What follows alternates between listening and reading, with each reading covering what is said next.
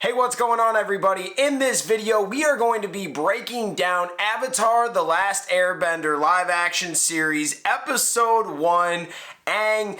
I can't wait to get into this show. This was a quality episode, and for all the fans out there that are like, it's just not like the cartoon, of course it's not gonna be. We're gonna give you our opinion, show you what they did, what we liked, what we didn't like, but let's get into it. Hit that intro, Rangers. You are watching the fan club. You're watching the fan club. And you're watching the fan club. Do you know what time it is? And you know what time it is. It's time for the fan club. Let's go. Hey! I can't do this on my own, cause you know things ain't always sweet when you out here in these streets. But my morpher when it morphed, I made a fake one. Yo, what's going on, everybody? Welcome to the fan club. It's your boy Dan Brosnan in the building. Man, welcome to the show. We have an exciting episode for you guys. Now, as you guys know, we talk about superheroes, but mostly 80% of the time it is Power Rangers. But with Power Rangers taking a hiatus, it is time we talk about other things, branch off, and there are some pretty cool current shows dropping that are right up the Power Ranger fandom alley. And today we are going to be talking about episode 1 of Avatar: The Last Airbender live action for Netflix. This is a cool episode. It is titled Aang, and I enjoyed it, man. I know that fans are killing this so far, or at least the critics. I'm seeing a lot of negative, but I enjoyed the first episode just for that. I'm basically watching an episode and then making a video, so I haven't even watched the second one yet. I'm about to. We're about to basically spend our whole day watching this show and making content. But at the same time, I thought it was cool, man. So let's give you the synopsis on the internet. Then we're going to take you over to Mashable.com, and they did a good job basically telling you what is in this episode from the past. So there are going to be several episodes covered from the past per episode. Episode 1 is 63 minutes. So if you think about it, that's like 3 episodes of the cartoon in one. We'll talk about the episodes covered, how they connect, and then I will give you my opinion on the individual episode. Let's get into it with the synopsis. Episode 1 is titled Aang. An airbender comes to grips with his new reality as war erupts. A century later, a pair of Water Tribe siblings make a discovery that changes everything. So it sounds like the first episode, right? But there were a lot of things in this episode that weren't necessarily in those first 3, 4, 5 episodes of the series, but let's talk about it, all right? So what episodes were covered in this episode? We have episode 1, obviously, from book 1, The Boy in the Iceberg. Then episode 2, The Avatar Returns. Then episode 3, The Southern Air Temple. So the first 3 episodes of Avatar were covered in this live action adaptation. But then they cover The Storm, book 1, episode 12, and they cover The Avatar and the Fire Lord, which was an episode in book 3, episode 46. Now let's read what Mashable is saying, and then we'll give you our opinion. The opening episode of the live action series is of course all about Aang, but it begins in the past, combining events from animated series episodes, The Avatar and the Fire Lord and the Southern Air Temple. The former is a flashback episode in season 3 that covers the start of the war with Fire Lord Azulan and the genocide of the Air Nomads. And the latter is a season 1 episode that sees Katara, Aang, and Sokka visiting the Southern Air Temple 100 years later. This includes flashbacks to Aang's friendship with Gyatso and his big moment entering the Avatar state in his grief over his friend's fate. The Storm covers more Gyatso flashbacks, as well as Aang and Appa's flight from the Southern Air Temple and getting caught in the storm at sea. The live-action series picks up where the animation begins, with the Boy in the Iceberg and the discovery of Aang and Appa in the ice by Katara and Sokka. It also includes bits from the second episode, The Avatar Returns, which sees Aang's introduction to the Southern Water Tribe and Zuko's arrival to seize the Avatar.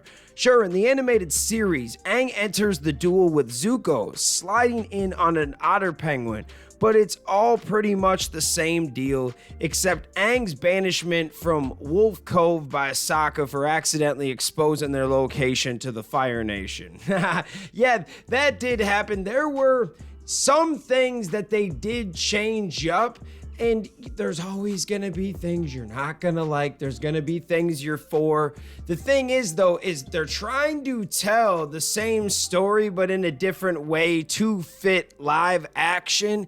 And I don't want them to stick exactly to the script.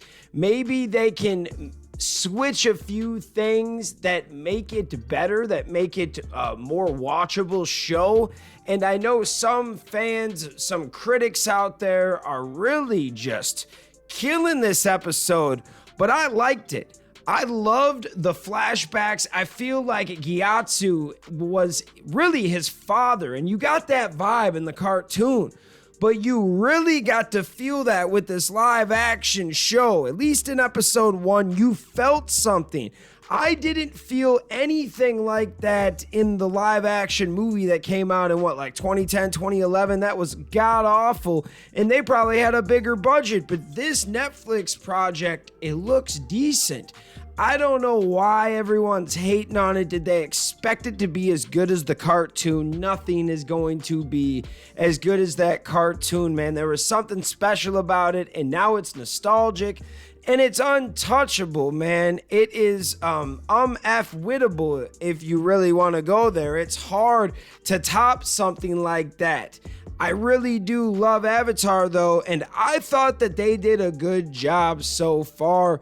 We will see if there's something that upsets me, but I did like how they built it up and how Gyatso is trying to tell them that he needs years of understanding and planning and figuring out who he is. He's not fully trained to be the Avatar, and because of that, it scared him, and he didn't necessarily run away in this, now that I remember. In the cartoon, he runs away because he's scared.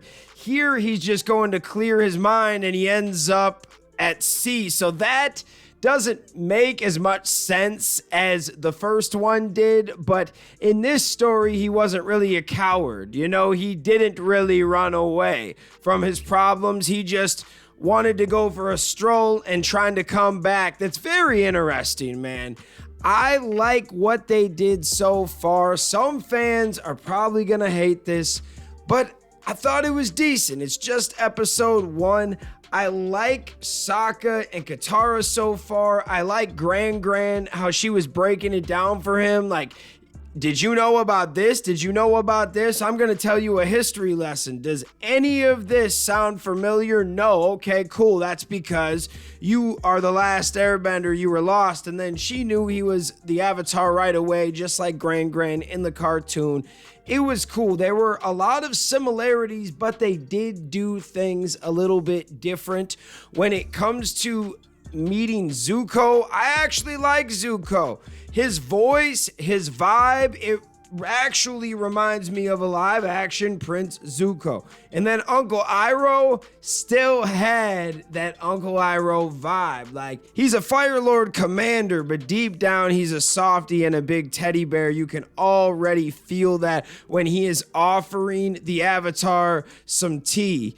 It is a very interesting character, and I hope we dive more into Uncle Iroh. I actually love that character, one of my favorite characters in the show with Toph. I hope that this doesn't go, the wrong way, and it's actually not very good. We will see what happens. But what were your thoughts in episode 1? I appreciated it, man. I liked the fight scenes. I liked the writing. I mean, it is a story that we already heard, so they're trying to do right by the fans, but give us something edgy. What are your thoughts? Let me know in the comments. Shout out all the fans out there that take the time out of their day to watch this content. And for anybody new out there, if this hits you because you're an Avatar fan, welcome. We're going to continue to do more Avatar stuff. This is only like our 4th or 5th Avatar video, but hey, if you guys like it, you guys appreciate this, we will make some more content. So thank you guys again, and we will see you next time. Peace. I just want to give a special shout out to the Gold Ranger members out there, the Arctic Operator, Roderick Ham, Papleon Purple, Salima Ramirez, Danny Nascimento, Stephen Heffelman, Chaos Draco, Thomas Franco, Anime King Nick, Louis Cairns, Miguel Ortiz, and Sean Schiffer. Thank you guys so much for your support, and if you want a video shout out like this one, sign up to be a Gold Ranger member today. I just want to shout out all of the fans out there for taking the time out of their day to watch this content. Thank you from the bottom of my heart. If you can, please like, hit that subscribe button, hit that notification bell, and hit that share button. And if you guys want to be a member, click that join button right now. We have a Blue Ranger membership that gets you into the exclusive fan chat Discord. Then we have the Gold Ranger membership. It gets you into the fan chat, but you also get a video shout out at the end of every video. I want to thank you guys again. If you can, sign up to be a member. We will see you next time. Peace. Hi, we're Bulk and Skull. We have been requested by the fan club to say something funny.